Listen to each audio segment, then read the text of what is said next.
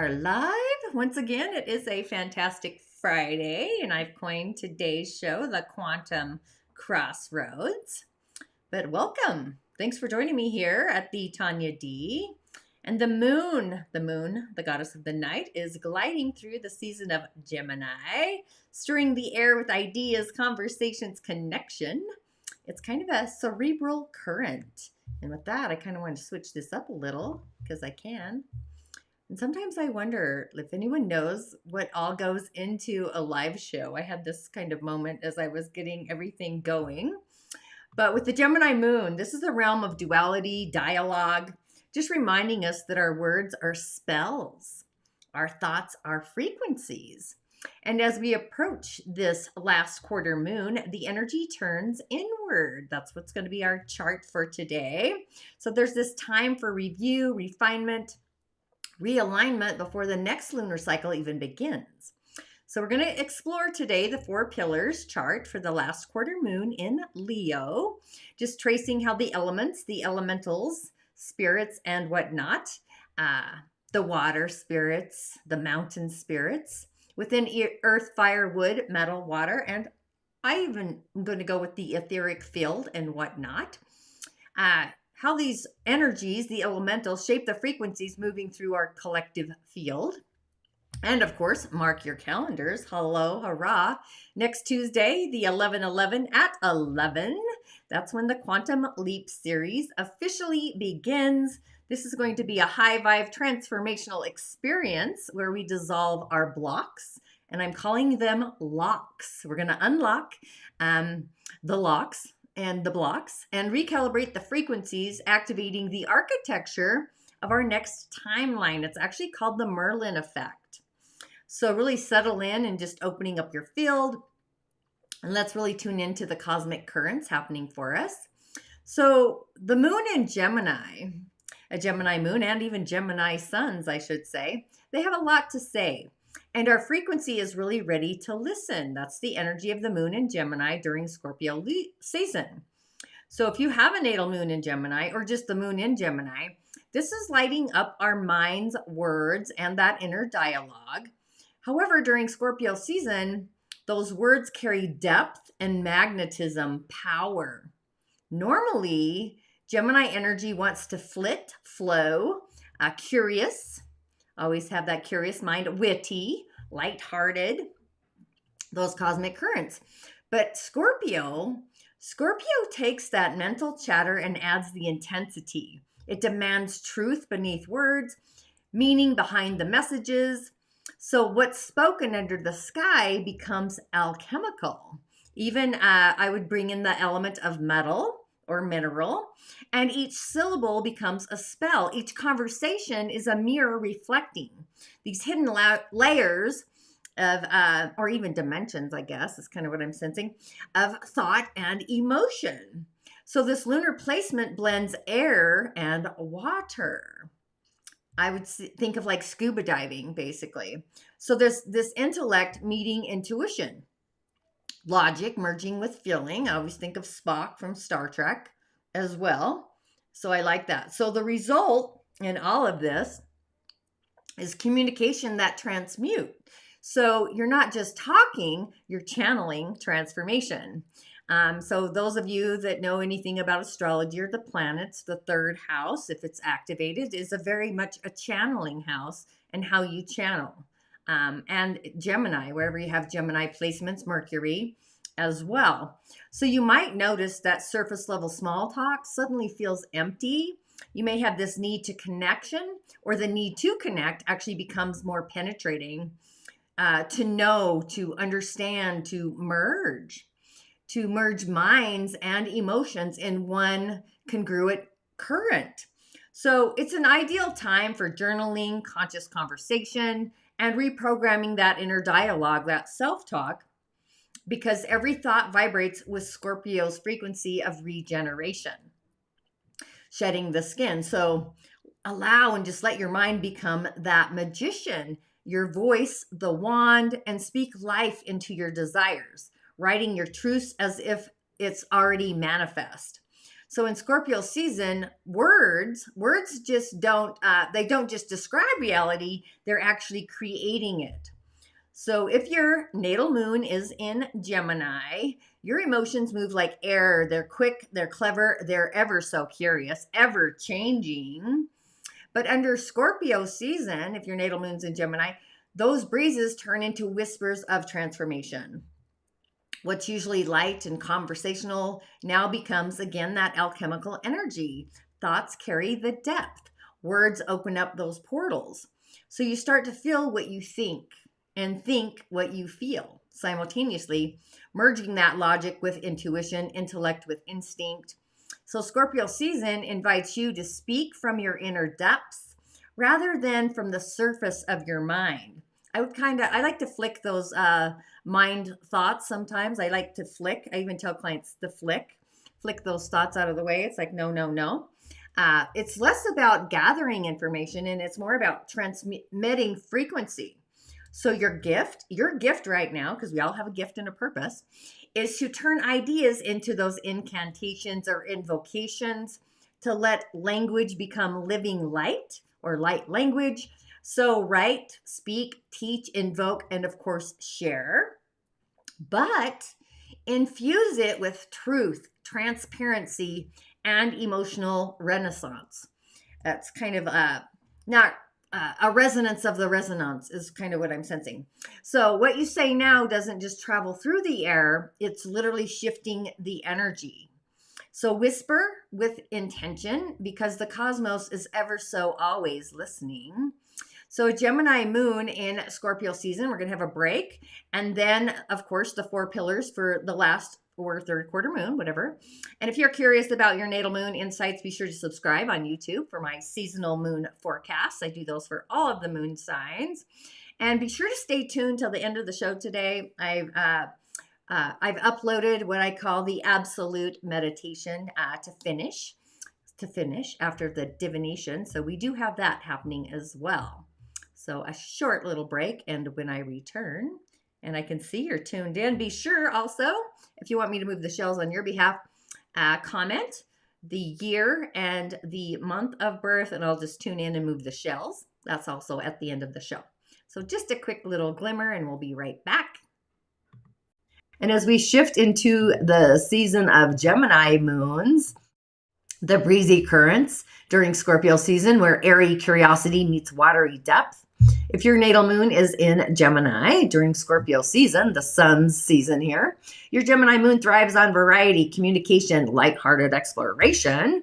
And Scorpio season, on the other hand, it's deep, it's emotional, it's intense. So this is an invitation to dive beneath the surface where Gemini prefers often to skim. So this contrast can stir restlessness, but also great potential. Scorpio's depth helps you focus. Your Gemini moon brings levity to what could otherwise feel heavy. So this season asks you to balance light and shadow in your emotional landscape. Gemini's gift of curiosity helps you navigate Scorpio's mysteries with questions instead of fear. So you could feel a tension between wanting to keep things light and Scorpio's call to go deeper. Emotional curiosity, where there's a pull to uncover secrets, hidden truths, transformative stories. There could be a restlessness if you avoid the shadow work Scorpio demands. There could be a chance to turn emotional insights into wisdom through writing, conversation, teaching. So to work with this energy for you, really lean into Scorpio's depth by asking questions, journaling, shadow dialogues, intentional conversations. Use air plus water rituals. Speak affirmations over a bowl of water, then drink or use it in cleansing.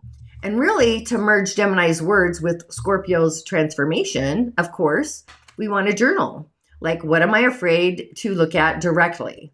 Or automatic writing. What wisdom could it hold for me? Channel emotions through expressions. Write poetry, record voice notes, or have meaningful conversations that really help you process. Scorpio season moon medicine for the Gemini moons. I meet the depth of my emotions with curiosity. My words are spells of healing and transformation. Speak wisely. All right, and we are back. So, how was the Taurus full moon this week? It really did illuminate what we value the most. It was like our stability, our sacred worth, our connection to the body, including our bodies. If you're picking up what I'm throwing down. So, I felt like it was a moon of embodiment, being embodied. A reminder that abundance is something we feel, but we don't chase. It's not a chaser, is what I'm saying. So it invited us to root into what's real and really let the Scorpio sun show the depths beneath the surface, what's hidden. So that moon was really our final harvest of the earthy energy, this culmination of strength, embodiment. And so now, as the light is waning, we are going to turn the wheel once again for the moon, with the moon moving into her last quarter in Leo. And I'm trying to stay ahead of the game here. So the rituals you can do before, kind of prep for them. That's kind of how I was imagining this to play out. But the fire begins to dim. It's softening into heart wisdom. Our high heart, our middle heart, our core heart, our God spot, and courage meeting compassion. And here is where we cross the elemental threshold. This one is the birth of water season. It's the passion that once burned is now softening into intuition. And the mountain becomes the river. So fire bows to water. So passion becomes reflection, action becomes flow. And so the 4 pillars are echoing this transformation.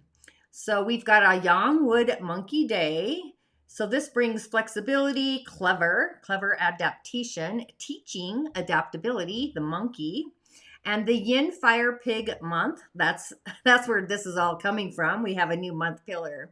So it's like awakening something different.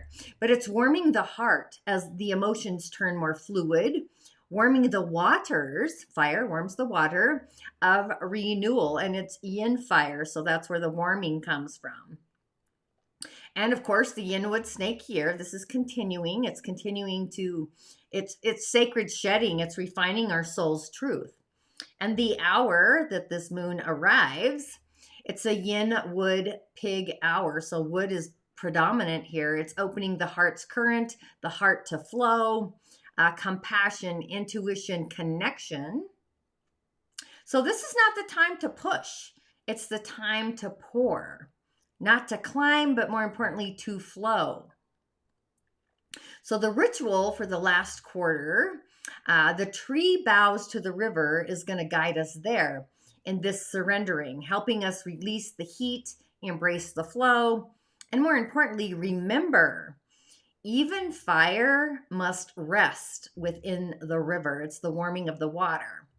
So the Yinwood snake, transformation, hidden fire, mystical renewal. That's been all year coursing through, but we've got new players, right?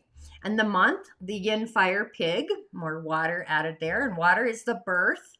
The pig is actually the birth of water. The snake is actually the birth of metal. So the monkey is actually activated, just saying.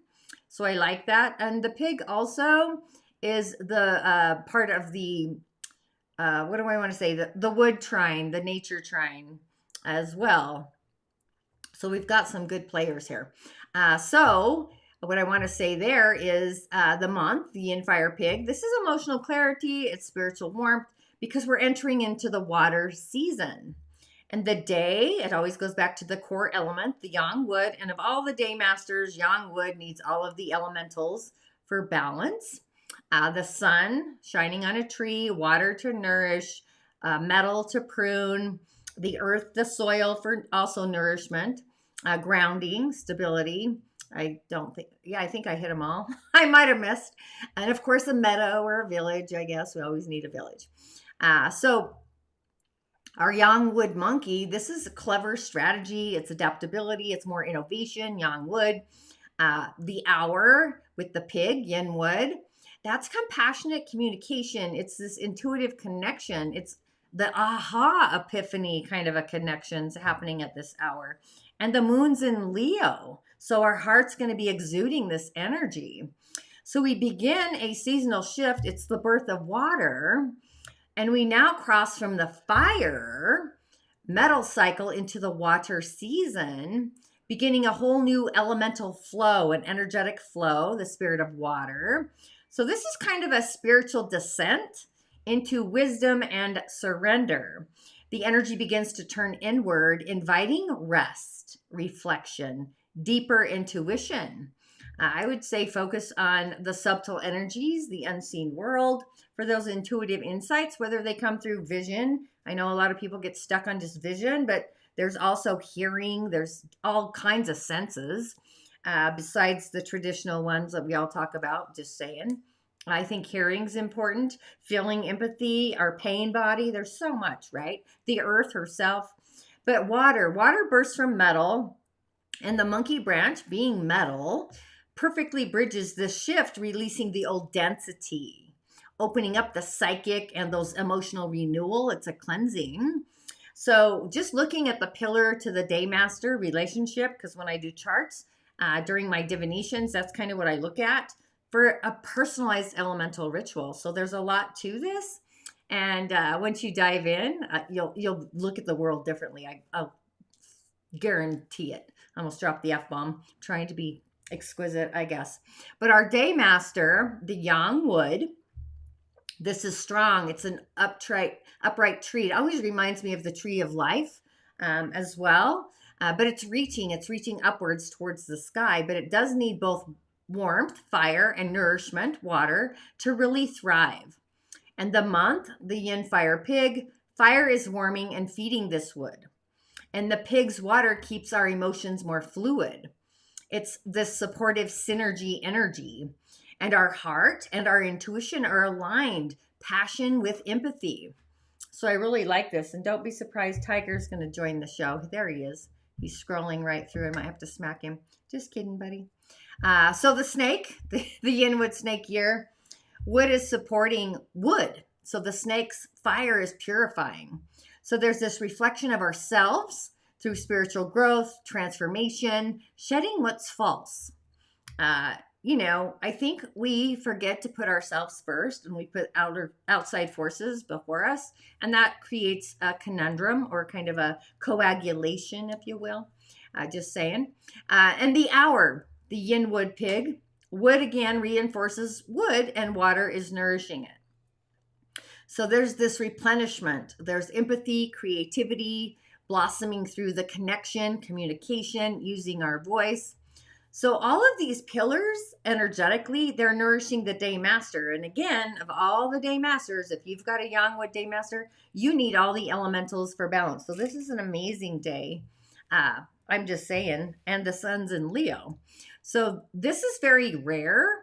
It just marks a moment of flow, support, intuitive renewal, like listening to your God self, your higher self, the other word source, your ancestors, whatever you want to call it, Gus. That's what I've been calling lately. But Leo brings the heart-centered courage, the creative illumination. It's the fire that helps wood grow. But as the moon wanes, it's asking us, like, what passion will keep burning? And what needs to be released to sustain that flame? So this is the sacred pruning phase before the new moon.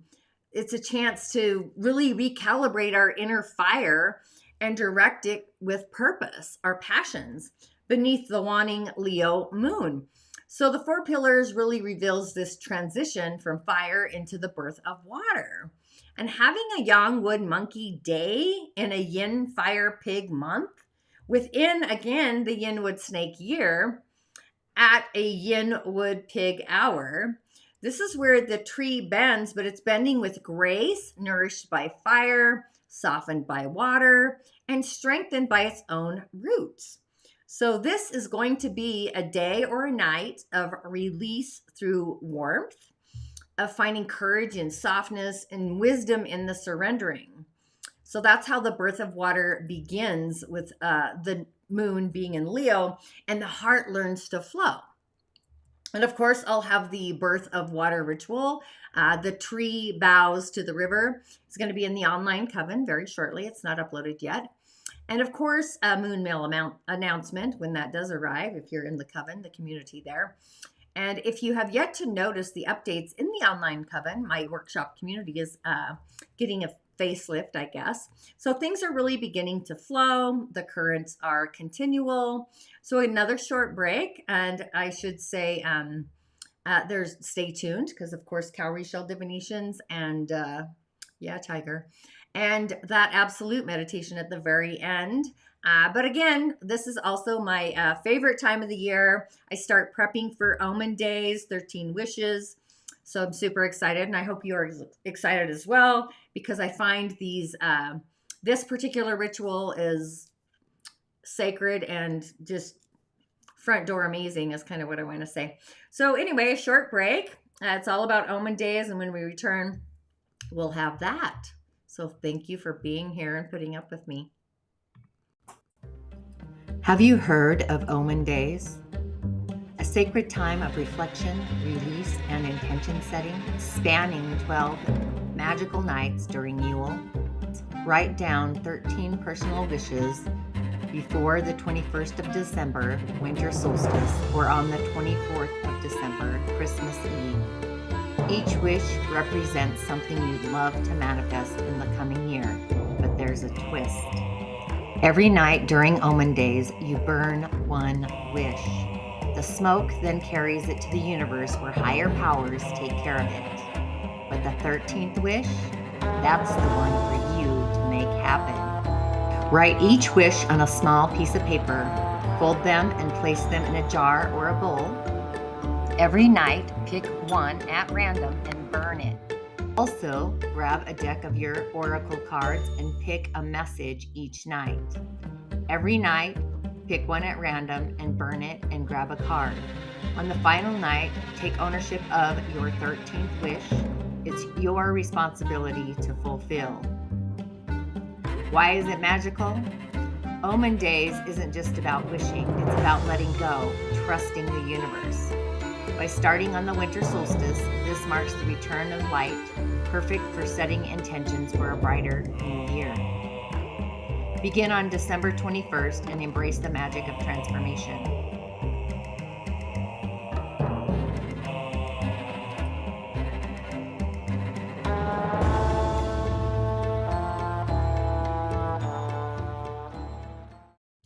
Super fun. Yeah, and Tiger's joining the show.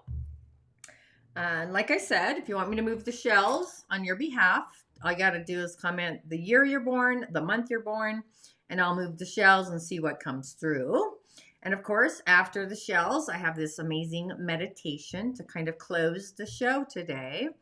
I decided I was going to start doing random meditations I have that are in the coven. And of course, rituals are there as well. So if you don't know, I'm a cowrie shell diviner, if you're new here. I've been doing cowrie shell divinations for over 10 years. I was trained by, trained by Elder Melodoma Somé. I was gifted this medicine, this gift, this purpose. That's kind of my thing, is being a conduit to the world of spirit, the ancestors, the universe, etc. Subtle energies and messages. I generally work through the shaman's portal. I have a lot of third house influencers, is what I want to say. Invocations are kind of a thing, a grimoire. And of course, cats. We've got to have our cats in the show.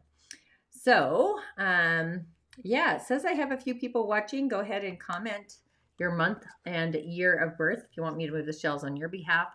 And in the Dagara cosmology, you always go to the medicine person when you're at a crossroads. There's something like on the tip of your tongue. You got to make a decision. You want to always make sure it's in alignment with the world of spirit. Otherwise, things can sometimes go sideways, right? Have energetic hiccups. So I always prescribe rituals as medicine during my divinations, different than tarot cards or other cards. I kind of listen to what the shells are speaking to me, or forces of adversity sometimes come up. That's what I see them. I call them energetic hiccups as well, challenges and whatnot. But if nobody's interested, nobody wants a divination, no worries there. I I just want you to get into your sacred space as we're going through, as we kind of begin to wrap up this amazing, fantastic Friday. It's a 7-11, but it's an 11-7, right? So really take a deep breath if you don't mind, of course, tuning in. And feel the hum, the inner chant. I actually talked to a client about this yesterday, how we can hum on the inside of our body, like humming of the Gemini moon, still kind of swirling through your field. Maybe you're feeling ideas floating, insights are sparking, messages echoing. So we're kind of standing on the edge of a timeline and the threshold of another. So this last quarter moon is really reminding us that clearing space is actually sacred preparation. And in the Quantum Leap series, I just want to say the beginning of it is going to be about cleansing the auric field and also energetic locks, unlocking that with the key, different meditations based on different blocks you may have. There's always blocks. Even when I do divinations, I can see where the energetic block is that you have to address. And things like that disrupt our frequency of getting into the flow of whatever it is you want to manifest. You want to manifest great love? Well, you might have an energetic block and you keep attracting the same being with a different face. Career, maybe your career is constantly having an energetic hiccup. Maybe you get thrown under the bus. I get thrown under the bus all the time. So you have to take the lead, right? And work through those blocks continually, I might add, or just recognizing that you're even having a block. I call it getting the memo. And I always like, oh, I got the memo. Thanks for that. And always with gratitude. So I'm super excited about the Quantum Leap series. That's going to be part of it. And then getting into different conscious states of awareness. Traditionally, the 3D, the 4D, the 4.5D, and the fifth dimension, and into further the imaginal realm. That's where the juice really is. So it's just kind of like sacred preparation. Next week, it's happening 11/11 at 11. I'm in Utah, so 11 a.m. That's when this Quantum Leap series journey begins. So it's a journey of clearing and cleansing and remembering and embodying the next version of your brilliance, your starlight, like why you came into the world in the first place, your gift, your purpose. That really is, it's futuring. So it's called the Merlin effect. That's how I see it. So if your spirit is like whispering, like tugging, tapping, spirit communicates different to all of us. Spiritual messages, we're all intuitive, just saying. But if your spirit is whispering yes, join me in this portal and sign the online coven or membership, workshop subscriber, that community. It's getting a facelift. It's looking great. But you're going to receive access to this full Quantum Leap series, rituals, meditations, exclusive guidance to really align your grimoire, your frequency, and activate that next leap. Because we leap all the time. Like, a new identity. I like to see it as like, trees shedding leaves. They get a new wardrobe as the seasons move. And so do we. But it's the key of like getting the new wardrobe. Sometimes we hang on to things that they've been worn way too long. So the only way we got to move forward, right? So I'm going through that myself. I'm having my own personal identity shift and how I'm seen and what I'm doing on multiple levels, I just want to say. But until then, so who's ready for the swirl of the shells? Go ahead again, drop your month, your year of birth for a full elemental personalized ritual. That's where my private sessions are available. So with that, if I don't get anybody tuning in for that, that's no worries. But, it's kind of an energetic weaving to keep our energy open, your words intentional, your heart tuned into the rhythm of your own energetic becoming. Like who you be is what comes. Whatever that is for you. There's so many things we can be. There's so much goodness. That's what I want to do. So if you want to join me for the Quantum Leap series, that's when I'll see you Tuesday, 11/11 at 11 Mountain Time. So this gateway is really awaiting. The quantum field is always listening. So I really like that. So remember to sparkle, radiate, of course, leap. And if you don't know me, I am the Tonya Dee. I am your human mirror, People throw shade to try and dim your light all the time. We know this. And if people can throw shade to dim your light, then I can radiate your brilliance. So that is nice. Oh, morning, ma'am. Thank you. Do you want me to move the shells on your behalf before I go into my meditation? All I need is your morning. I love that. Your month of birth and your year. I see you're on YouTube, so that's awesome. Thanks for tuning in over there. I'm multi-streaming, so luckily I can see where you're piping in from. So yeah, if you want me to move my shells and remove the cat, comment your month and year of birth, and I'll give a little glimmer there. If not, we're going to finish the show with this amazing meditation called the Absolute. It's about 7 minutes long, so be sure to get into your own sacred space. But again, I'm all about radiating your brilliance, shining your light.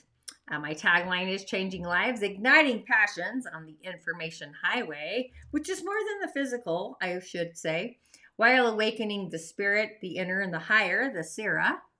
So no one's interested, I can tell. So it's kind of that vibration. I'll for sure see you Tuesday for the Quantum Leap series. It's the kickoff. It's going to be live. I'm so excited. And I'm visioning it, right? So popping in there. So super excited for that. But this meditation is something I created when I was part of the Shift Network and Bruce Lipton. I did it with my, they call it the personalized, my lab. So super exciting. So get into some sacred space and tune in. South Africa. Oh my goddess. Thank you for being here. I love that. I was in Burkina Faso, not quite south, but still beautiful in its own way. Bellbridge. I'm going to Google that. I got to see where you're from. So again, get ready for this outgoing meditation. It's called the Absolute Meditation. It's part of my online coven. After last week, we did that little mini meditation. I felt like I should probably share some of my meditations live during my live show. At random times, of course. You never know what I'm going to do because that's what I do. So again, this is called the Absolute Meditation. So get in a comfortable space. It's about 7 minutes long. And I'll see you Tuesday for the Quantum Leap series. Super excited about that, to get people moving forward. And manifestation is more than just the cosmic gold. We manifest all the time, whether we acknowledge it. And that's part of the issue, is not acknowledging the good things, the remembrance. Anywho, I'm not going to go down there. And we just hit the 333. So here's the meditation. Okay, as we begin, make sure you are grounded, you are centered, you are connected to the elemental being that resides with you. And we're going to do this a little backwards in a way. So as you get into your sacred space and you've taken a breath, you've taken a pause, and you are embodied, just listen and just tune in. So I affirm the Great Spirit, the cosmos, my direct connection to Source.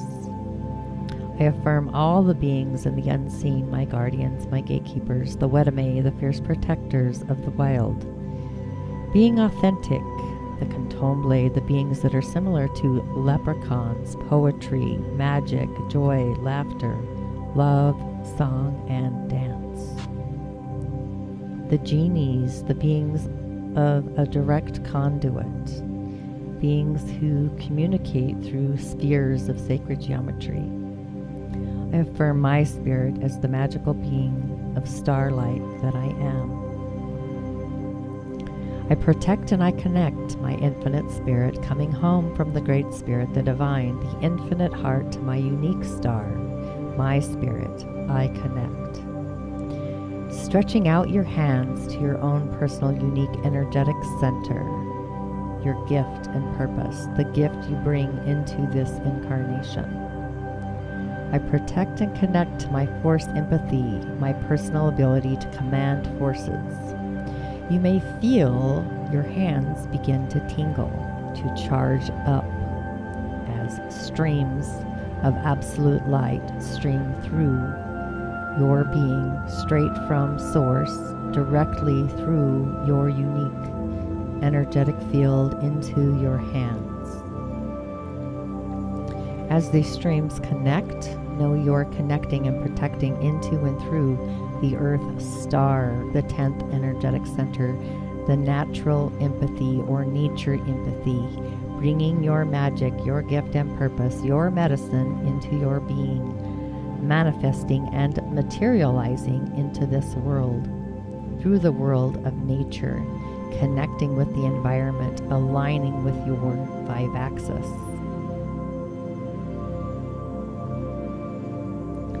I connect and I protect with my soul's harmonics, seeing through the eyes of God all the treasures through signs, sigils, sacred geometry, and so much more. I connect and I protect the imaginal realm, knowing that all I see in the imaginal has the unlimited, endless possibility of infinite potential. I connect and protect my divine connection to Spirit. I sense Spirit sparkling through me, activating the star that I am. I connect and I protect with my ability to see clarity with my visions, with color. I connect and I protect with my authentic voice, spiritual truths, sound, the energy of sound, the harmonics of sound. I connect and I protect my voice to be heard, my spiritual connection to spiritual voice, being a conduit, being a channel.